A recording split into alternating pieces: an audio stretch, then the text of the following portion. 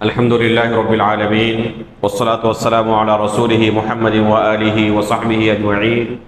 أشهد أن لا إله إلا الله وحده لا شريك له وأشهد أن محمدا عبده ورسوله. يا أيها الذين آمنوا اتقوا الله حق تقاته ولا تموتن إلا وأنتم مسلمون.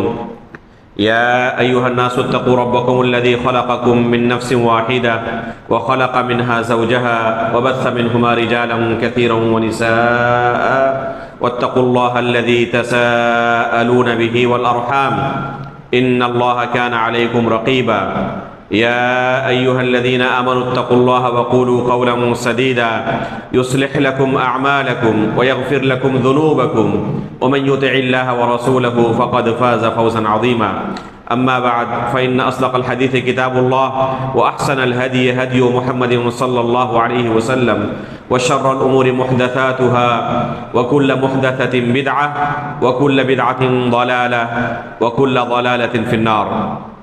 محترم و مکرم حاضرین مجلس، بزرگوں، دوستوں، اسلامی بھائیوں اور پردہ نشین ماؤں بہنوں، اللہ رب العالمین کا ہم شکریہ ادا کرتے ہیں کہ اللہ رب العالمین نے ہمیں اس مسجد کے اندر عقیدے کی منہج کی ایک بہت ہی عظیم کتاب العقیدۃ الواسطیہ، جو کہ شیخ الاسلام علامہ ابن تیمیہ رحمہ اللہ کی بہت ہی مایہ ناز تصنیف ہے، اس کی شرح سننے کے لیے بیٹھے ہوئے ہیں.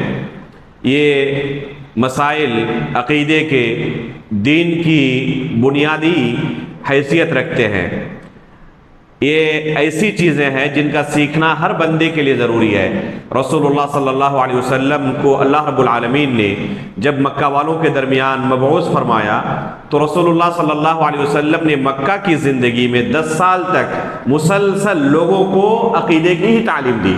اس وقت نماز، روزے، حج، زکوٰۃ وغیرہ فرض نہیں ہوئے تھے، حالانکہ مکی زندگی میں ہی نماز آخری زندگی میں فرض ہو چکا تھا. معراج کا واقعہ مکہ میں ہی پیش آیا تھا، لیکن وہ بھی کئی سالوں کے بعد.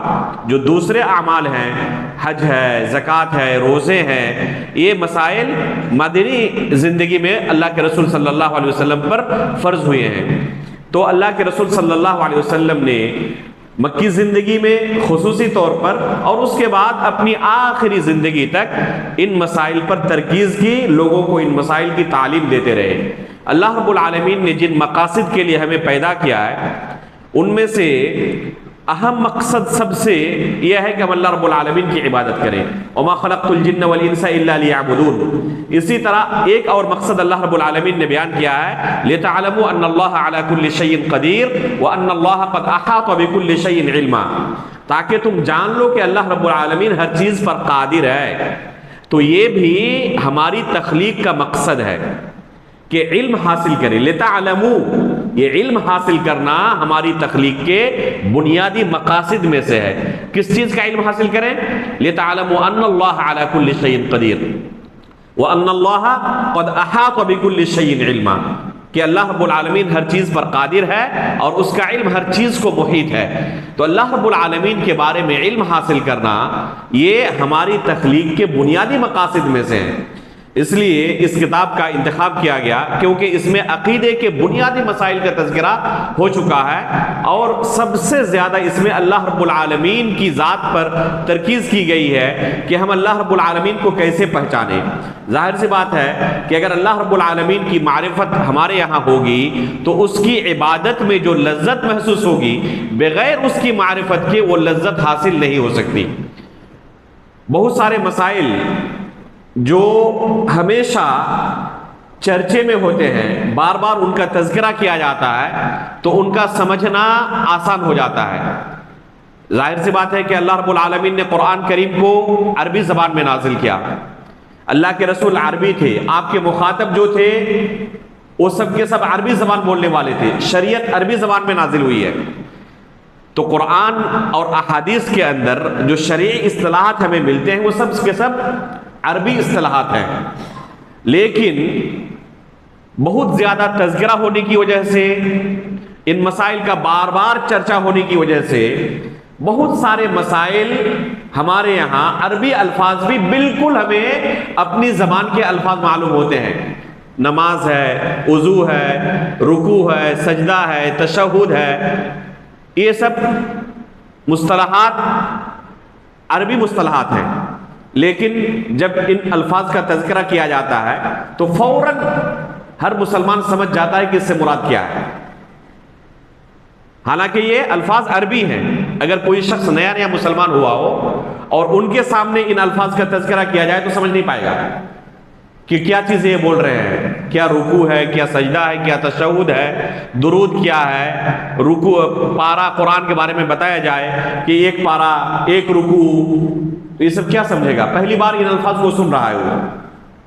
تو بعض چیزیں گرچہ وہ عربی الفاظ ہیں، عربی مصطلحات ہیں، بار بار ان کا تذکرہ کیا جائے تو ہر شخص اسے آسانی سے سمجھ لیتا ہے۔ ہو سکتا ہے کہ اس کتاب کے شرح میں بہت سارے الفاظ آپ پہلی مرتبہ سن رہے ہوں، اس وجہ سے بعض الفاظ کو سمجھنے میں ہو سکتا ہے کہ آپ کو پریشانی ہوتی ہو، اس کا مجھے احساس ہے۔ اس لیے میں کوشش کرتا ہوں کہ حتی الامکان اردو میں اسے شرح کر کے سمجھایا جائے۔ پھر بھی ہو سکتا ہے کہ بعض کلمات سمجھنے میں آپ کو پریشانی ہوتی ہو، کیونکہ پہلی بار آپ ان کلمات کو سن رہے ہیں، لیکن آہستہ آہستہ سنتے سنتے یہ چیزیں اور یہ الفاظ اتنے آسان ہو جائیں گے اگر آپ لگے رہے۔ تو جس طرح وضو لفظ استعمال کیا جائے تو ہر کوئی سمجھ لیتا ہے کہ وضو کا کیا معنی ہے، رکوع کا معنی کیا ہے، تشہد کا کیا معنی ہے، نماز کا کیا معنی ہے، روزے کا کیا معنی ہے۔ تو بہت سارے الفاظ شرعی الفاظ ہیں قرآن و حدیث کے اندر جن کا تذکرہ ہوا ہے، گرچہ اردو کے اندر بہت سارے الفاظ ترجمہ کر کے سمجھایا جاتا ہے تو وہ الفاظ بھی اصطلاح کی حیثیت رکھتے ہیں۔ جیسے لفظ نماز ہے، فوراً ایک انسان سمجھ رہا ہے کہ نماز سے کیا مراد ہے۔ کسی کو اگر کہا جائے نماز پڑھنے کے لیے چلو تو اس کو شرح کرنے کی ضرورت نہیں پڑتی کہ نماز کسے کہتے ہیں، وہ یہ نہیں پوچھتا کہ نماز کیا ہے۔ تو چونکہ یہ الفاظ بار بار استعمال ہوتے ہیں، ہم اس معاشرے میں جیتے ہیں، ان الفاظ کے ساتھ زندگی گزارتے ہیں، تو یہ الفاظ ہمیں آسان لگتے ہیں۔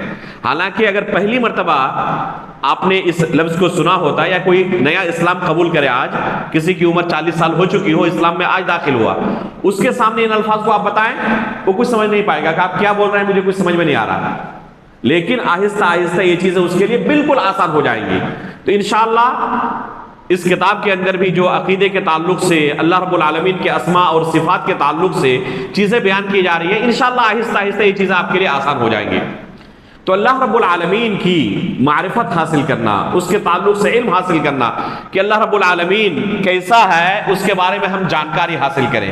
اللہ رب العالمین کی حقیقت، اس کے ذات کی حقیقت، اس کے صفات کی حقیقت اس سے پہلے بیان کر چکے ہیں کہ اس کا علم حاصل کرنا ممکن نہیں ہے، لیکن اللہ رب العالمین کے اسماء کے تعلق سے، اس کے صفات کے تعلق سے جو کچھ قرآن و حدیث کے اندر بیان ہوا ہے، اللہ رب العالمین نے اپنی ذات کے تعلق سے، رسول اللہ صلی اللہ علیہ وسلم نے اللہ رب العالمین کے ذات کے تعلق سے، اس کے صفات کے تعلق سے جو کچھ ہمیں بیان کیا ہے، اس سے ہم اللہ رب العالمین کو پہچان سکتے ہیں۔ اور اللہ کی معرفت حاصل ہونے کے بعد، اسے پہچاننے کے بعد، اس کی عبادت میں جو لذت محسوس ہوگی، بغیر اس کی معرفت کے ہمیں وہ لذت حاصل نہیں ہو سکتی۔ آج سے انشاءاللہ اللہ رب العالمین کے متعلق تفصیلی معلومات آپ کے سامنے بیان کی جائیں گی۔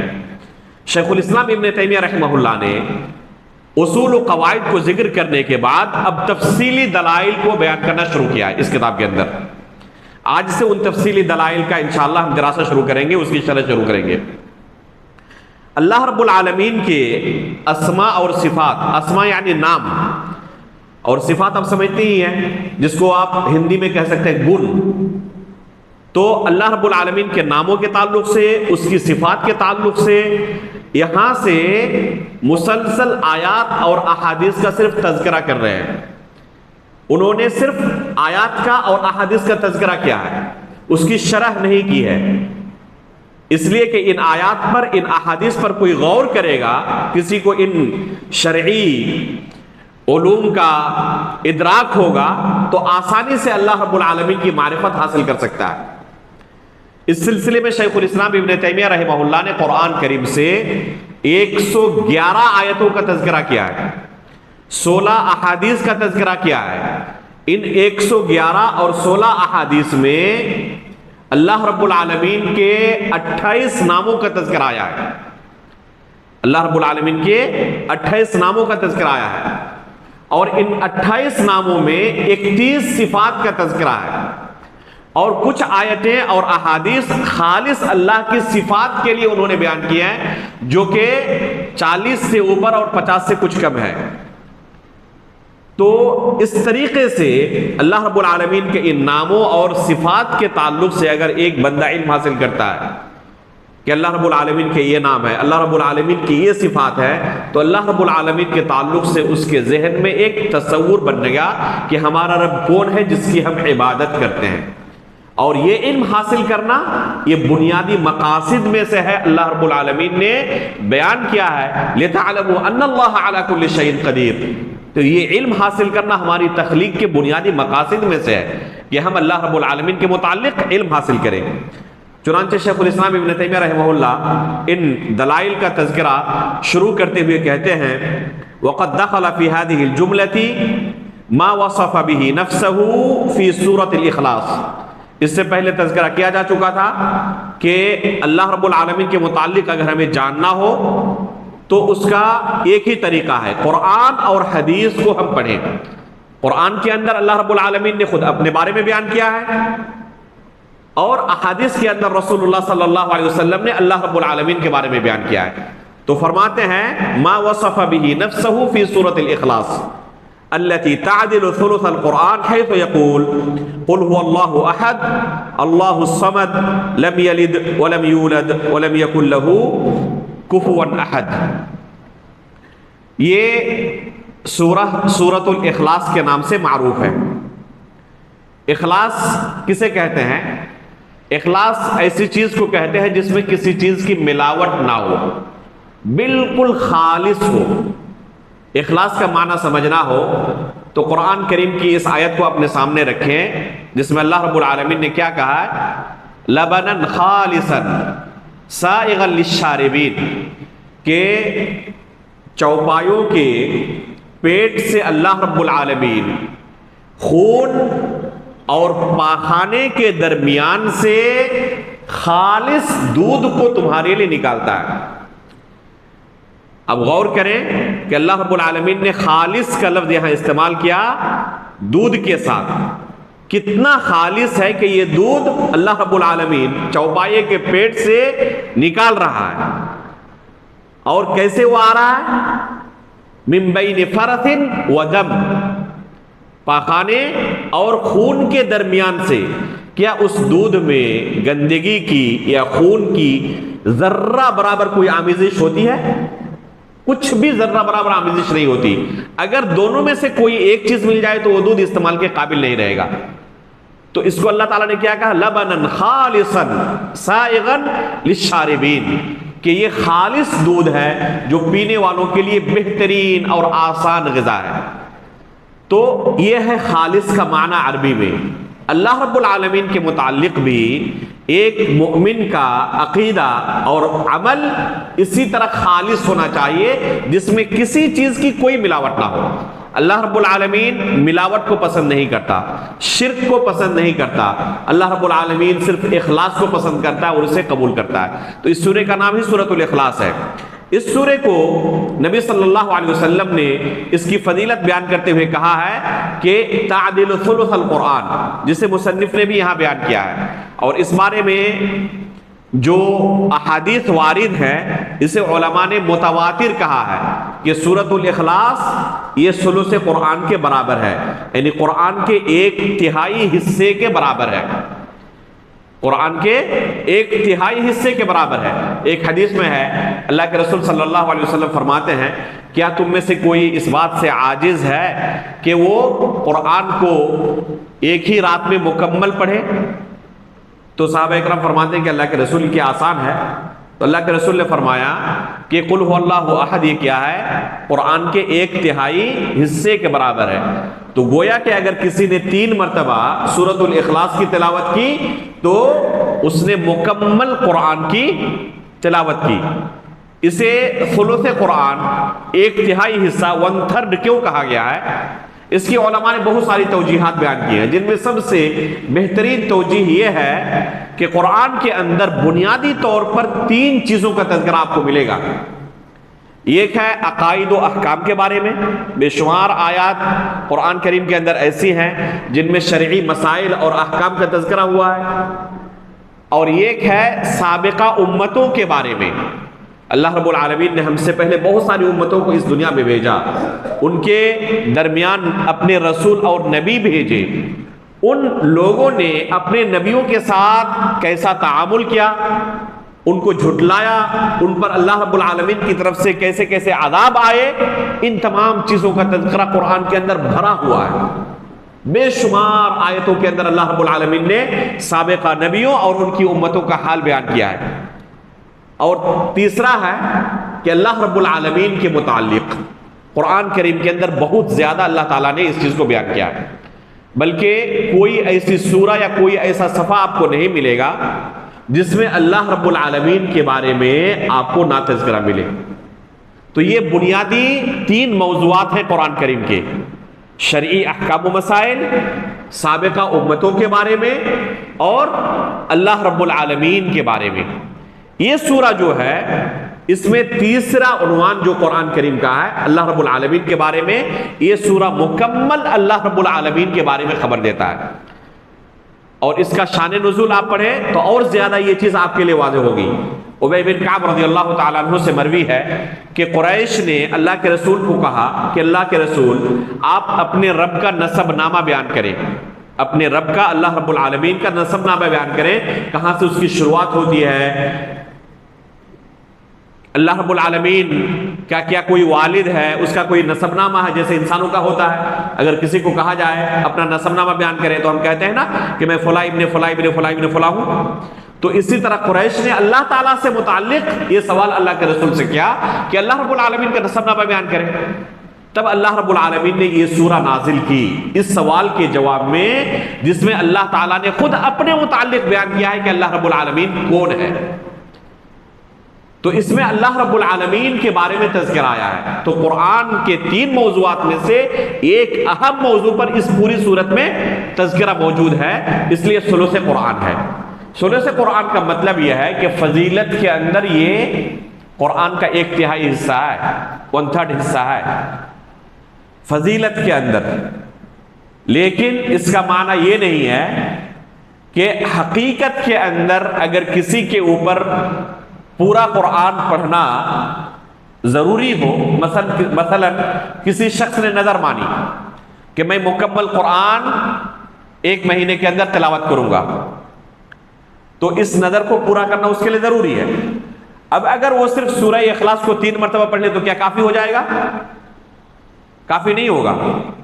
ایک دوسری مثال سے سمجھیں، نماز کے اندر سورۃ الفاتحہ کا پڑھنا ضروری ہے، بغیر سورہ فاتحہ کے نماز نہیں ہوتی۔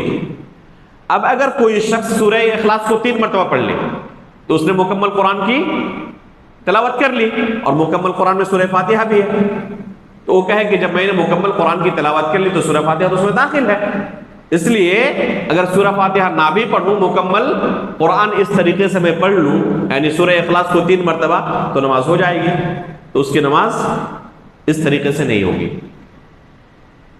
کسی کے اوپر حج فرض ہو چکا ہو، کسی کے اوپر عمرہ فرض ہو چکا ہو، حدیث کے اندر آتا ہے بعض اعمال کی فضیلت میں، مثلا اگر کوئی شخص مدینے میں ہے اور مسجد قباء میں آ کر 2 رکعت نماز ادا کرتا ہے، تو اللہ کے رسول اس کی فضیلت بیان کرتے ہوئے کہتے ہیں گویا کہ اس نے ایک عمرہ کیا، اس کو 1 عمرے کا ثواب ملتا ہے۔ اب اگر کسی پر عمرہ فرض ہو چکا ہو اور مسجد قباء میں 2 رکعت نماز ادا کر لی تو اس سے عمرہ ساقط ہو جائے گا؟ نہیں ہوگا۔ کسی کو پر حج فرض ہو چکا ہے اور ماہ رمضان میں عمرے کی فضیلت کیا آئی ہوئی ہے کہ وہ حج کے برابر ہے، تو اگر ماہ رمضان میں جا کر اس نے عمرہ کر لیا، کسی کو پر حج فرض ہو چکا ہے، تو کیا ماہ رمضان میں عمرہ کرنے کی وجہ سے اس کی فرضیت ساقط ہو جائے گی؟ اس کی فرضیت ساقط نہیں ہوگی۔ تو آخر اس کا معنی کیا ہے پھر؟ اس کا معنی یہ ہے کہ اصل اجر کے اندر وہ شریک ہو جائے گا، لیکن جو فرضیت ہے یہ ساقط نہیں ہوگی۔ اس کو علماء بیان کرتے ہیں فی الاجر ولیس فی الاجزاء، کہ اجر کے اندر وہ شریک ہو جائے گا، لیکن اس کے اوپر جو اللہ رب العالمین کی طرف سے فرضیت ہے وہ فرضیت ساقط نہیں ہوگی۔ اجر کے اندر بھی تو اصل اجر کے اندر وہ شریک ہوگا۔ مثلا ایک بندے نے سورہ اخلاص کی 3 مرتبہ تلاوت کی، مکمل قرآن کا اس کو ثواب ملے گا پڑھنے کا، اور ایک دوسرے بندے نے شروع سے لے کر آخر تک پورے قرآن کی تلاوت کی، تو اس نے بھی مکمل قرآن کی تلاوت کی اور اس نے سورہ اخلاص کو 3 مرتبہ پڑھا، کیا دونوں کا اجر برابر ہوگا؟ تب اس کا معنی کیا کہیں گے اس حدیث کا؟ تو تعدل ثلث القرآن اللہ کے رسول نے کہا، اس کا معنی یہ ہے، شیخ الاسلام ابن تیمیہ رحمہ اللہ اور دیگر علماء نے اس مسئلے کو سمجھایا ہے، اور بہت سارے لوگوں کے ذہن میں یہ اشکال ہوتا ہے، بہت سارے لوگ ایسا سمجھتے بھی ہیں کہ اس طرح کرنے سے ہم اس اصل فضیلت کو حاصل کر لیں گے۔ اصل فضیلت کو حاصل اس طریقے سے نہیں کیا جا سکتا ہے، کیونکہ اللہ رب العالمین کا خاص فضل و کرم ہے کہ اگر کوئی بندہ کوئی نیک عمل کا ارادہ کرتا ہے تو ارادہ کرتے ہی اس کے کھاتے میں 1 نیکی لکھ دی جاتی ہے، اور جب وہ عمل کر لیتا ہے تو 10 گنا سے لے کر 700 گنا تک اس عمل کا ثواب اللہ تعالیٰ بڑھا دیتا ہے، اس کے اخلاص کے حساب سے۔ جس قدر دل میں اخلاص ہو اسی قدر اس عمل کا گریڈ اللہ رب العالمین کیا کرتا ہے؟ بڑھا دیتا ہے۔ آپ جیسے ابھی درس کے لیے بیٹھے ہوئے ہیں، نیت آپ نے کی، آپ کے کھاتے میں نیکی لکھی گئی، حقیقت میں بیٹھے تو 10 گنا سے لے کر 700 گنا تک اللہ رب العالمین اس عمل کا گریڈ بڑھا دیتا ہے۔ لیکن جو کسی دوسرے عمل کے ذریعے اس فضیلت کو پہنچے گا اس کے ساتھ گریڈ کے بڑھنے کا معاملہ نہیں ہوگا، جو اصل اجر 1 مرتبہ والا تھا وہ اصل اجر کے اندر شریک ہوگا۔ جیسے قرآن پڑھنے کا اصل اجر 1 مرتبے کا جو ہے وہ سورہ اخلاص 3 مرتبہ پڑھے تو اصل اجر کے اندر شریک ہوگا، اگر اخلاص کے ساتھ ہے تو۔ گریڈ بڑھنے کا معاملہ اس کے ساتھ نہیں ہے، کس کے ساتھ ہوگا گریڈ بڑھنے کا معاملہ؟ جو مکمل قرآن کو شروع سے آخر تک پڑھے گا۔ اسی طرح تمام اعمال کے اندر ہے جو بھی فضیلت والے ہیں، تو اس کو اللہ کے رسول صلی اللہ علیہ وسلم نے کیا کہا؟ تعدل ثلث القرآن، یہ صورت ایسی ہے جو ثلث قرآن کے برابر ہے، قرآن کے 1/3 حصے کے برابر ہے۔ اتنی فضیلت جو وارد ہے اس سورے کی، اور اس طرح کی کوئی بھی دوسری آیت ہو، سورت ہو یا کوئی دعا ہو، اگر اس کے تعلق سے کوئی خصوصی فضیلت وارد ہے تو آپ یہ عمومی طور پر سمجھ جائیں کہ اللہ رب العالمین اس آیت کے اندر، اس سورے کے اندر، اس دعا کے اندر ہمیں کوئی میسج دینا چاہتے ہیں کہ ہم اس پر غور و فکر کریں، بار بار اس پر اپنے نظر کو دوڑائیں، اور اس چیز کو ہمیشہ اپنی نظر کے سامنے رکھے، بھول نہ جائیں، اس سے غافل نہ ہو جائیں۔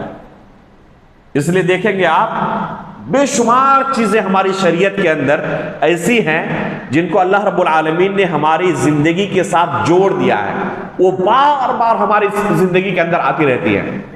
نماز کا معاملہ لے لیں، بار بار روزانہ آتا ہے۔ اذکار بہت سارے ایسے ہیں جو بار بار ہمیں دہرانے پڑتے ہیں، جیسے اللہ اکبر ایک کلمہ ہے، یہ کلمہ ایک مثال صرف دے رہا ہوں، روزانہ ہم کتنی مرتبہ پڑھتے ہیں؟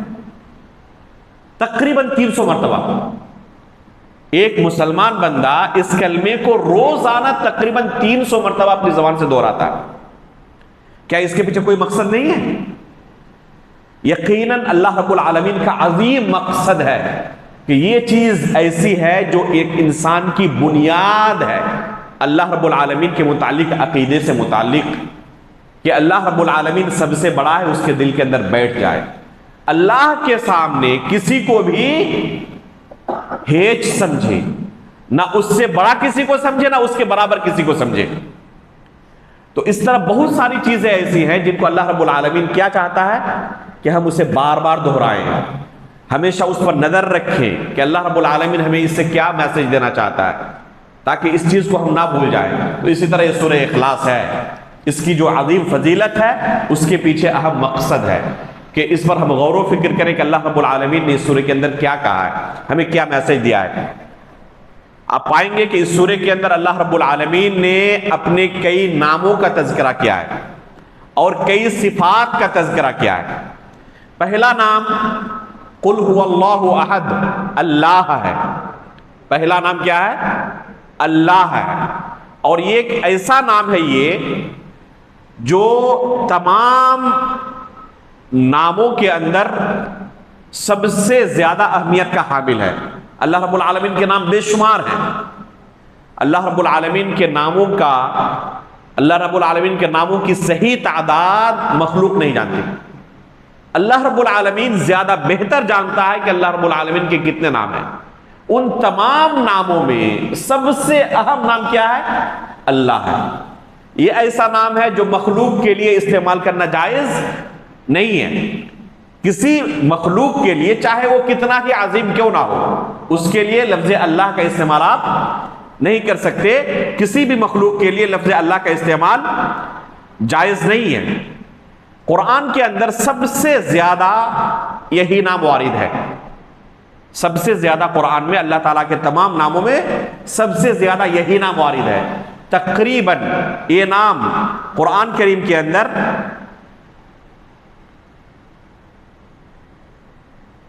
2200 مرتبہ یعنی 2200 مرتبہ آیا ہوا ہے۔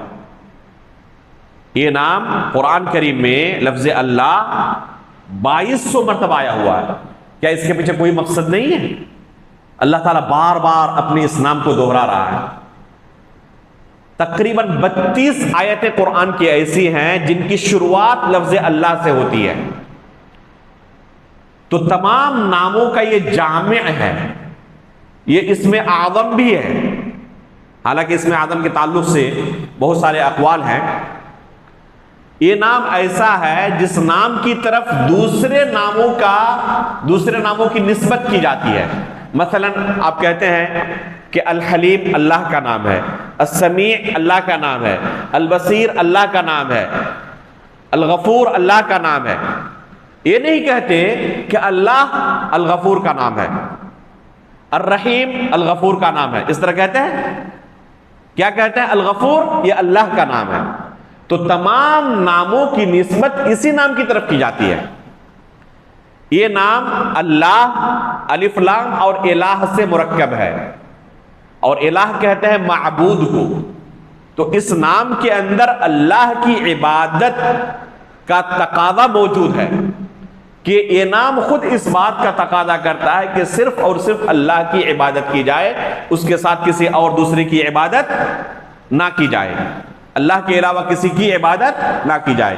تو یہ نام لفظ اللہ توحید الوہیت کی بھی دلیل ہے اور توحید اسماء و صفات کی بھی دلیل ہے۔ دونوں کی دلیل یہ لفظ اللہ ہے۔ اس کے بعد آگے کیا کہا؟ قل هو اللہ احد۔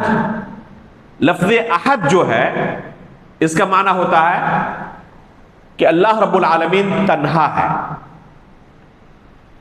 یہ لفظ احد اس بات کے سیاق میں اللہ کے علاوہ کسی دوسرے کے لیے استعمال کرنا جائز نہیں ہے۔ صرف اور صرف اللہ رب العالمین کے لیے ہی اس نام کا استعمال کر سکتے ہیں اس بات کے سیاق میں۔ البتہ مخلوق کے لیے اس نام کا استعمال نفی کے سیاق میں جائز ہے، اس بات کے سیاق میں نہیں۔ اس بات کا مطلب ہے کہ پازیٹیو، اور نفی کا مطلب ہے نیگیٹو۔ تو اس نام کے اندر اللہ رب العالمین کے لیے اللہ احد، کہ اللہ رب العالمین تنہا ہے، اس نام کے اندر تمام طرح کے تشبیہ کا اور تمام طرح کے مماثلت کا انکار ہے۔ تشبیہ اور مماثلت سے مراد کیا ہے؟ جب آپ نے کہا کہ اللہ رب العالمین تنہا ہے، تنہا ہونے کا معنی یہ ہے کہ ہر چیز کے اندر اپنے نام میں بھی اللہ رب العالمین تنہا ہے، اپنی صفات میں بھی تنہا ہے، اپنے افعال میں تنہا ہے، کوئی اس کا شریک نہیں ہے، یہ اس کا معنی ہے۔ کسی چیز کے اندر کسی دوسرے کی اس کے ساتھ آپ مثال پیش نہیں کر سکتے کہ فلاں اللہ کی طرح ہے، کیونکہ اللہ رب العالمین تنہا ہے۔ تو لفظ احد اتنا جامع نام ہے کہ دنیا کے تمام تشبیہات کی اس کے اندر نفی موجود ہے۔ کسی بھی چیز کی آپ تشبیہ پیش کر کے نہیں کر سکتے کہ فلاں اللہ کی طرح ہے، کیونکہ اللہ رب العالمین کے مماثل کوئی ہو ہی نہیں سکتا، اس کی طرح کوئی ہو ہی نہیں سکتا، کیونکہ اللہ رب العالمین نے اپنے بارے میں کیا کہا؟ قل هو اللہ احد، کہ اللہ رب العالمین تنہا ہے۔ جب تنہا ہے وہ تو اس کی طرح کوئی چیز ہو ہی نہیں سکتی. تو احد کے اندر تمام طرح کی تشبیہ کا انکار موجود ہے. آگے اللہ تعالیٰ نے کیا کہا؟ اللہ الصمد. احد کے ساتھ صمد کا اللہ رب العالمین نے فوراً دوسری آیت میں تذکرہ کیا. اس صمد کے اندر ہر طرح کے صفات کمال موجود ہے. یعنی اللہ رب العالمین کے لیے جو بھی ہم صفات استعمال کریں اس کے اندر کمال کا ہونا ضروری ہے. مخلوق کے لیے ضروری نہیں کہ کمال اس کے اندر پائی جائے، لیکن اللہ رب العالمین کے لیے ایک مثال میں دے رہا ہوں. جیسے زندگی ایک صفت ہے، ہم لوگ الحمدللہ بھی زندہ ہیں. یہ صفت جو ہمارے ساتھ ہے، مخلوق کے ساتھ ہے، یہ کمال نہیں، اس کے اندر جزوی یہ صفت ہمارے ساتھ موجود ہے. ایک زمانہ ایسا تھا جب ہم زندہ نہیں تھے، حیات ہمارے اندر نہیں تھی. ایک وقت ایسا بھی آئے گا جس میں ہم زندہ نہیں رہیں گے، حیات یہ ہمارے ساتھ ختم ہو جائے گی. تو یہ صفت ہمارے ساتھ ابھی الحمدللہ لاحق ہے، لیکن نہ ہمیشہ پہلے تھی اور نہ یہ صفت آگے ہمارے ساتھ رہنے والی ہے. اللہ رب العالمین کے ساتھ جب یہ صفت ہم استعمال کریں تو یہ اس کے ساتھ ہمیشہ ہمیشہ رہنے والی صفت ہے. کبھی ایسا نہیں ہو سکتا کہ اللہ رب العالمین کے لیے حیات نہ ہو، نہ سابق میں تھا نہ لاحق، کبھی مستقبل میں ہو سکتا ہے. تو یہ حیات کی جو صفت ہے اللہ کے ساتھ، کیا کسی بھی مخلوق کے اندر یہ صفت ممکن ہے؟ کسی بھی مخلوق کے اندر آپ نہیں پا سکتے. یا تو اس کے اندر سرے سے یہ صفت تھی ہی نہیں کبھی، جیسے یہ دیوار ہے، اس کے اندر کبھی زندگی تھی ہی نہیں اور نہ مستقبل میں زندگی ہو سکتی ہے. تو یا تو اس کے اندر کبھی زندگی تھی ہی نہیں، یا ایک زمانے میں زندگی تھی بعد میں زندگی نہیں رہی، یا پھر ایسا تھا کہ شروع میں زندگی نہیں تھی بعد میں زندگی آئی. ایسا نہیں ہے. ہو سکتا مخلوق کے اندر کہ ہمیشہ ہمیشہ اس کے اندر زندگی کی صفت موجود ہو. یہ صفت کمال صرف کس کے اندر ہے؟ اللہ رب العالمین کے اندر. تو لفظ الصمد کے اندر، صمد کا معنی ہوتا ہے بے نیاز. اللہ رب العالمین کیا ہے؟ بے نیاز ہے. ابن عباس رضی اللہ تعالیٰ عنہ سے اس کی تفسیر وارد ہے. ابن عباس رضی اللہ تعالیٰ عنہ نے اس کی تفسیر کرتے ہوئے کہا ہے کہ صمد عربی زبان میں ایسے سردار کے لیے کہا جاتا ہے جس کی طرف ہر طرح کی چیزوں میں سرداری کی انتہا ہو. ہر چیز میں اس کو سردار مان لیا جائے. اس کو عرب والے کیا نام دیتے ہیں؟ اس کے لیے کون سا لفظ استعمال کرتے ہیں؟ لفظ صمد کا. تو اللہ رب العالمین نے اپنے لیے اس لفظ کا انتخاب کیا. احد کے بعد فوراً صمد. قل هو اللہ احد اللہ الصمد. تو احد کے اندر ہر طرح کی تشبیہ کا انکار ہے، اور صمد کے اندر اللہ رب العالمین کے لیے ہر طرح کے صفات کمال کا اثبات ہے. احد اور صمد کو ملا دیں تو آپ کو کیا نتیجہ ملے گا؟ کہ اللہ رب العالمین کی طرح کچھ بھی نہیں، اور اللہ رب العالمین کے اندر ہر طرح کا صفت کمال موجود ہے. تو جو ذات ایسی ہو اس کے علاوہ کسی کے اندر جب یہ صفت موجود نہ ہو تو کیا اس کے علاوہ کسی کی عبادت کی جا سکتی ہے؟ ظاہر سی بات ہے کہ اس کے علاوہ کسی کی عبادت جائز نہیں ہے. صمد کی ایک تفسیر بعض سلف سے یہ بھی ہے، الذی لا جوف لہ، جس کے اندر پیٹ نہیں ہے. مخلوق کے اندر ایک بہت بڑا عیب یہ ہے کہ اس کے اندر پیٹ ہے، اور یہ پیٹ کیا ہے؟ جس کی وجہ سے وہ بھوکا ہوگا، اور جب بھوکا ہوگا تو اس پیٹ کو بھرنے کی اسے ضرورت پڑے گی، وہ محتاج ہوگا، اور بسا اوقات اس پیٹ کی وجہ سے اس کا تقوی، اس کی پرہیزگاری متزلزل ہو جاتی ہے. وہ ثابت قدم نہیں رہ پاتا اور حرام کے راستے پر لگ جاتا ہے. یہ پیٹ اس قدر انسان کو مجبور کر دیتا ہے کہ وہ کیا ہوتا ہے؟ نہ چاہتے ہوئے بھی بہت سارے کام کرتا ہے. تو یہ پیٹ کا ہونا کس بات کی دلیل ہے؟ کہ وہ محتاج ہے. اور اللہ رب العالمین کی ذات ایسی ہے جو بے نیاز ہے، جو کسی کا محتاج نہیں ہے. اسی لیے آگے والی جو آیت ہے اسی کی تفسیر میں آگے والی آیت آئی ہوئی ہے، لم یلد ولم یولد، کہ اللہ رب العالمین کا کوئی بیٹا نہیں اور نہ وہ جنا گیا ہے، نہ اس کا کوئی والد ہے نہ اس کا کوئی ولد ہے، نہ اس کا کوئی بیٹا ہے نہ اس کی کوئی اولاد ہے اور نہ اس کا کوئی کیا ہے والد ہے۔ یہ دونوں چیزیں محتاجگی کی دلیل ہے، والد کا ہونا بھی اور ولد کا ہونا بھی، یہ دونوں چیزیں محتاجگی کی دلیل ہے کہ بندہ محتاج ہے دوسروں کا، اور اللہ رب العالمین کی ذات اس سے بے نیاز ہے۔ اس لیے اگر کوئی اللہ رب العالمین کے لیے بیٹے کی نسبت کرتا ہے تو وہ اہل کفر کے راستے پر چل رہا ہے۔ تین قومیں جو کفر کے اعلیٰ درجے پر فائز ہے، ان کے یہاں یہی باطل عقیدہ موجود ہے۔ چنانچہ یہود نے کیا کہا عزیر علیہ السلام کے متعلق کہ یہ اللہ کے بیٹے ہیں، نصارہ نے عیسیٰ علیہ السلام کے متعلق کیا کہا کہ وہ اللہ کے بیٹے ہیں، اور مشرکین نے ملائکہ کے متعلق کیا کہا، فرشتوں کے متعلق کہ وہ اللہ کی بیٹیاں ہیں۔ تو مشرکین، یہود اور نصارہ تینوں کے یہاں یہ باطل عقیدہ موجود ہے کہ اللہ رب العالمین کے کیا ہے اولاد ہے۔ اللہ رب العالمین نے ان تینوں باطل عقیدوں پر رد کرتے ہوئے کیا کہا لم یلد، کہ اللہ رب العالمین کی کوئی اولاد نہیں ہے۔ اس کے باوجود بھی اگر اللہ رب العالمین کی طرف کوئی اولاد کی نسبت کرتا ہے تو یہ کفر ہے۔ اللہ رب العالمین کی طرف اولاد کی نسبت کرنا یہ کیا ہے؟ یہ کفر ہے۔ لم یلد ولم یولد ولم یکن لہ کفوا احد، اور اللہ رب العالمین کا کوئی ہمسر نہیں، کوئی ہم پلہ نہیں۔ اللہ رب العالمین کا جب کوئی ہمسر نہیں، ہم پلہ نہیں، وہ محتاج ہے، اور باقی دنیا کی جتنی بھی مخلوقات، وہ محتاج نہیں ہے کسی چیز کا، باقی جتنی مخلوقات ہیں وہ اللہ رب العالمین کی کیا ہے محتاج ہے۔ تو ایک ایسی ذات جو بے نیاز ہے اور اس کے علاوہ جتنی چیزیں ہیں، جتنی مخلوقات ہیں، جب وہ محتاج ہے تو کیا عقل اس بات کو گوارا کر سکتی ہے کہ جو بے نیاز ہو اس کو چھوڑ دیا جائے اور جو محتاج ہو اس کے سامنے اپنا سر جھکایا جائے، اس سے مانگا جائے، اس سے طلب کیا جائے؟ اس لیے آپ پائیں گے قرآن کریم کے اندر اللہ رب العالمین نے انبیاء کرام کی محتاجگی کو خصوصی طور پر کیا ہے، ذکر کیا ہے، کیونکہ یہ سب سے اعلیٰ درجے پر فائز ہے۔ مخلوق میں سب سے افضل مخلوق انسان ہے، اور انسانوں میں سب سے اعلیٰ درجہ کن کا ہے؟ انبیاء کرام کا۔ انسانوں میں سب سے اعلیٰ درجہ انبیاء کرام کا ہے۔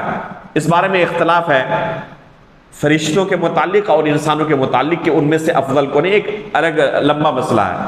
انشاءاللہ ملائکہ کی بحث جب ہم پڑھیں گے فرشتوں کے متعلق ہمارا کیا ایمان اور عقیدہ ہونا چاہیے، تو اس مسئلے کو انشاءاللہ وہاں پہ ذکر کریں گے کہ افضل انسان ہے یا فرشتے ہیں۔ تو انسانوں کے اندر سب سے اعلیٰ درجہ کن کا ہے؟ انبیاء کرام کا ہے۔ اللہ رب العالمین نے ان انبیاء کرام کے متعلق قرآن کریم کے اندر خصوصی طور پر ذکر کیا کہ یہ محتاج ہیں، یہ ثابت کرنے کے لیے کہ اللہ رب العالمین کے علاوہ کوئی ذات ایسی نہیں جس کو ہم الصمد کہہ سکیں، بے نیاز کہہ سکیں، غیر محتاج کہہ سکیں۔ اللہ کے علاوہ جتنی بھی مخلوقات ہیں، چاہے وہ کسی بھی درجے پر فائز کیوں نہ ہو جائے، کتنے ہی اعلیٰ مقام و مرتبے پر کیوں نہ پہنچ جائیں، ان کے اندر محتاجگی اہم صفت ہے۔ آپ پڑھیں ابراہیم علیہ السلام کا قصہ، موسیٰ علیہ السلام کا قصہ، رب انی لما انزلت الی من خیر فقیر، اللہ رب العالمین نے ان کا قول قرآن کریم کے اندر نقل کیا ہے، رب انی لما انزلت الی من خیر فقیر۔ موسیٰ علیہ السلام اللہ رب العالمین سے کیا کہہ رہے ہیں کہ اللہ رب العالمین تو نے جو خیر دنیا کے اندر نازل کیا ہے اس خیر کا میں کیا ہوں؟ محتاج ہوں، فقیر ہوں۔ دیکھیں اولو العزم من الرسل ہیں موسیٰ علیہ السلام، جن کا تذکرہ قرآن میں سب سے زیادہ آیا ہوا ہے، ان کے بارے میں اللہ رب العالمین کیا نقل کر رہے ہیں کہ وہ اپنے آپ کو فقیر کہہ رہے ہیں اللہ رب العالمین کے سامنے۔ یہ صفت سمد کی اللہ کے علاوہ کسی کے لیے استعمال نہیں ہو سکتی۔ اسی طرح ابراہیم علیہ السلام کا قصہ پڑھیں، رب هب لي من الصالحین، رب هب لي من الصالحین، آخری عمر تک اللہ کے سامنے جھولی پھیلا کر گر گراتے ہیں، یا اللہ ایک نیک لڑکا عطا فرما، ایک نیک لڑکا عطا فرما۔ ایک نبی ہیں لیکن ایک معمولی نعمت کے لیے اللہ رب العالمین کے محتاج ہیں۔ اللہ رب العالمین محتاجگی کو دکھا رہا ہے۔ اسی طرح یونس علیہ السلام کا قصہ پڑھیں، دوسرے تمام انبیاء کا قصہ پڑھیں، اہم چیز ان تمام نبیوں کے قصے میں آپ کو جو ملے گی وہ کیا آپ کو ملے گا کہ وہ محتاج تھے اللہ رب العالمین کے۔ یہاں تک کہ رسول اللہ صلی اللہ علیہ وسلم کے متعلق آپ قرآن پڑھیں اور اللہ کے رسول صلی اللہ علیہ وسلم کی احادیث کو پڑھیں، قدم قدم پر آپ کو ملے گا کہ اللہ کے رسول کیا ہے، اللہ رب العالمین رسول اللہ صلی اللہ علیہ وسلم کے متعلق محتاجگی کی صفت کو بیان کر رہے ہیں۔ تو یہ چیز اگر انسان سمجھ جائے، اس سورے کو سمجھ جائے، تو کیا کبھی شرک کے قریب جا سکتا ہے؟ وہ ممکن ہے۔ اور جب اللہ رب العالمین کے متعلق اس کے ذہن میں یہ بیٹھ جائے کہ ہمارا رب کیا ہے، الصمد ہے، احد ہے، اس کی طرح کوئی نہیں ہے، کوئی ایسی ممکن ہی نہیں ہے مخلوق میں سے جسے ہم احد کہہ سکیں کہ اس کے مماثل کوئی نہیں ہے، نہ اس کے اسماء میں، نہ صفات میں، نہ افعال میں، جو بے نیاز ہو۔ مخلوق میں سے ڈھونڈ کر آپ یہ کریں نہیں پائیں گے کسی کو جو بے نیاز ہو۔ یہ صرف اور صرف اللہ رب العالمین کی ذات ہے جو احد بھی ہے، جو صمد بھی ہے، جس کے مثل کوئی نہیں اور جو بے نیاز ہے۔ تو اس رب کو چھوڑ کر کسی دوسرے کے سامنے اپنا سر جھکانا ظاہر سی بات ہے کہ یہ عقل مندی کی بات نہیں ہے۔ تو اللہ رب العالمین نے اس چھوٹی سی سورت کے اندر اپنے بارے میں جامع تعارف کرایا ہے کہ اللہ رب العالمین کون ہے۔ اسی طرح دوسری آیت جو مصنف نے ذکر کی ہے، فرماتے ہیں کہ اس کے بعد اللہ رب العالمین نے سب سے عظیم آیت کے اندر اپنا تعارف کرایا ہے، وَمَا وَصَفَ بِهِ نَفْسَهُ فِي أَعْظَمِ آيَةٍ فِي كِتَابِهِ، کہ اس کے بعد اللہ رب العالمین نے سب سے عظیم آیت کے اندر اپنے بارے میں جو بتایا ہے۔ سب سے عظیم آیت کون سی ہے قرآن کریم کے اندر؟ جی بتائیں۔ آیت الکرسی، جزاک اللہ خیرہ۔ یہ علم آپ کو بہت بہت مبارک ہو۔ رسول اللہ صلی اللہ علیہ وسلم نے ابی بن کعب رضی اللہ تعالیٰ عنہ کو یہی سوال کیا تھا، ایو آیت اعظم معک فی القرآن، او ایو آیت معک فی القرآن اعظم، کہ اے ابی قرآن کی سب سے عظیم آیت کون سی ہے؟ ابی بن کعب رضی اللہ تعالیٰ عنہ فرماتے اللہ ورسولہ اعلم۔ صحابہ اکرام کو رسول اللہ صلی اللہ علیہ وسلم جب کوئی سوال کرتے فوراً صحابہ اکرام جواب نہیں دیتے، جواب معلوم ہونے کے باوجود یہی کہتے اللہ ورسولہ اعلم، کیونکہ ان کی خواہش ہوتی اللہ کے رسول سے ہم جواب سنیں۔ ہم گرچہ جواب جانتے ہو لیکن اللہ کے رسول جو بیان کریں گے اس کے اندر جامعیت ہوگی، اور اس سے کہیں زیادہ ممکن ہے کہ اللہ کے رسول بیان کرے جو ہم جانتے ہیں، اس لیے وہ چاہتے ہیں کہ اللہ کے رسول سے ہی ہم سنیں، فوراً کہتے اللہ رسولہ اعلم، اور ظاہر سی بات ہے کہ اللہ رسول سب سے زیادہ بہتر جانتے ہیں۔ یہ جملہ اللہ رسولہ اعلم اللہ کے رسول کی زندگی کے بعد استعمال کرنا جائز نہیں ہے۔ اب اللہ اعلم کہا جائے گا، اللہ کے رسول کی وفات کے بعد صحابہ کرام نے یہ لفظ نہیں کہا اللہ رسولہ اعلم، لیکن اللہ کے رسول کی زندگی میں جب پوچھتے اللہ کے رسول تو فوراً کیا کہتے اللہ رسولہ اعلم، اللہ اور اس کے رسول زیادہ بہتر جانتے ہیں۔ اللہ کے رسول نے دوبارہ ان سے یہی سوال کیا، جب دوبارہ سوال کیا تو انہیں یقین ہو گیا کہ اللہ کے رسول مجھ سے جواب چاہتے ہیں، تب انہوں نے کہا کہ اللہ لا الہ الا هو الحی القیوم۔ یہ آیت قرآن کی سب سے عظیم آیت ہے۔ اللہ کے رسول نے انہیں شاباشی دی، ان کے پیٹھ کو تھپتھپایا اور کہا، ان کے سینے کو تھپتھپایا اور کہا لیہنک العلم یا ابا المنذر، اے ابو المنذر یہ علم آپ کو بہت بہت مبارک ہو۔ آپ غور کریں یہ شرف جو ابو المنذر ابی بن کعب رضی اللہ تعالیٰ عنہ کو یہ جواب دینے کی وجہ سے حاصل ہوا۔ یہ قرآن کا علم اتنا شریف علم ہے کہ اگر کسی بندے کے پاس یہ علم موجود ہے تو اللہ رب العالمین کے یہاں سب سے اونچا مقام و مرتبہ اس کا ہے۔ دنیا کے علوم سے اگر غافل بھی ہے لیکن قرآن کا علم اگر اس کے پاس ہے تو اس کا سینہ سب سے افضل ہے کہ اس کے اندر قرآن کا علم موجود ہے۔ اللہ کے رسول نے فوراً ان کو شاباشی دی کہ اے ابو المنذر یہ علم آپ کو بہت بہت مبارک ہو۔ یہ ابی بن کعب رضی اللہ تعالیٰ عنہ کون تھے؟ قرآن کے ساتھ جڑے رہنے والے، قرآن کے ساتھ زندگی گزارنے والے۔ اللہ کے رسول صلی اللہ علیہ وسلم ایک بار ان کے پاس گئے اور کہا کہ اللہ رب العالمین نے مجھے کہا ہے کہ میں آپ کو قرآن پڑھ کر سناؤں۔ تو ابی بن کعب رضی اللہ تعالیٰ عنہ کنفرم ہونے کے لیے اللہ کے رسول سے پوچھتے ہیں کہ اللہ کے رسول، اللہ رب العالمین نے میرا نام لے کر کہا یا ایسے ہی کہا کہ کسی صحابی کو جا کے آپ قرآن سنائیں؟ تو اللہ کے رسول نے کہا نہیں، اللہ رب العالمین نے آپ کا نام لے کر کہا ہے کہ میں آپ کو قرآن کریم سناؤں۔ اب غور کریں، عرش والے کی طرف سے ایک صحابی کا نام لیا جاتا ہے کہ اللہ کے رسول آپ ان کو جا کر قرآن کریم سنائیں۔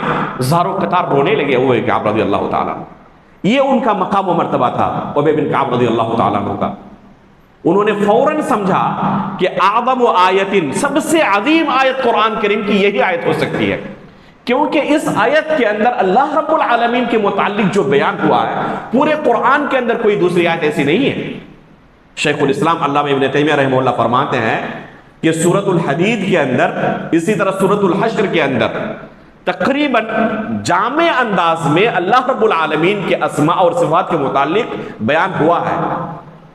تقریباً سورہ بقرہ کے اندر آیت الکرسی میں جس انداز کا بیان اللہ رب العالمین کے متعلق موجود ہے، اسی طرح سورۃ الحدید کے اندر بھی اور سورۃ الحشر کے اندر بھی موجود ہے، لیکن ایک آیت میں نہیں ہے، کئی آیتوں کے اندر ہے۔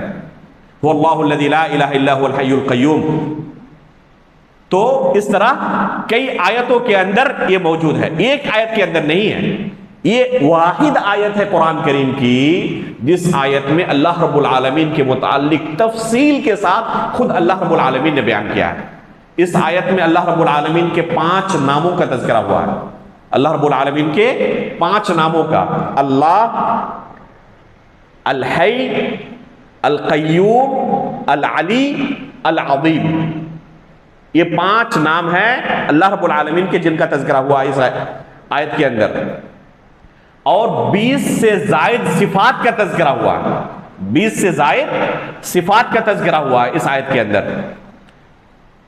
وقت تقریباً ہمارا ختم ہو رہا ہے، انشاءاللہ اگلے درس میں اس آیت کی تفسیر آپ کے سامنے پیش کی جائے گی، اس عظیم آیت کی، بلکہ قرآن کی سب سے عظیم آیت کی۔ انشاءاللہ اگلے درس میں آپ حاضر رہیں۔ شیخ عبد الرزاق البدر، استاد محترم، شاید آپ لوگ نام سنے ہو، شیخ عبد المحسن العباد حافظہ اللہ کے لائق و فائق فرزند، جو مدینہ یونیورسٹی کے پروفیسر تھے، مسجد نبوی کے مدرس ہیں۔ اللہ کے فضل و کرم سے ایک لمبے عرصے تک ان سے پڑھنے کا ہمیں موقع ملا ہے۔ اس آیت کی تفسیر استاد محترم شیخ عبد الرزاق البدر حفظہ اللہ نے مکمل 1 مہینے تک کی تھی، مکمل 1 مہینے تک تقریباً 1 گھنٹے کا درس ہوتا تھا، یعنی 30 گھنٹوں میں آیت الکرسی کی انہوں نے شرح پیش کی ہے۔ ظاہر سی بات ہے کہ ہمارے پاس اتنا تو وقت ہے نہیں کہ ہم کریں، لیکن انشاءاللہ کوشش کریں گے کہ اس آیت کے اندر جامع انداز میں خلاصے کے طور پر اگلے درس میں آپ کے سامنے بیان کیا جائے کہ کیوں اس آیت کو قرآن کی سب سے عظیم آیت کہا جائے۔ اللہ کے رسول نے کہا ہے، کسی دوسرے انسان نے نہیں، اللہ کے رسول نے قرآن کی سب سے عظیم آیت اس کو قرار دیا ہے، تو کیوں آخر قرار دیا ہے، انشاءاللہ اگلے درس میں اس کو بیان کیا جائے گا۔ اللہ رب العالمین سے دعا کرتے ہیں کہ اللہ رب العالمین اس علم کو ہمارے لیے آسان بنا دے، ہمارا سینہ کھول دے، ہمارے لیے اس علم کو نہایت آسان بنا دے تاکہ ہم سمجھ سکیں اور اس کے مطابق عمل بھی کر سکیں۔ اللہ رب العالمین ہماری حاضری کو قبول فرمائیں، اللہ رب العالمین اسے ہمارے میزان حسنات میں شمار فرمائیں۔ سبحانک اللہم و بحمدک، اشہد ان لا الہ الا انت، استغفرک و اتوب الیک۔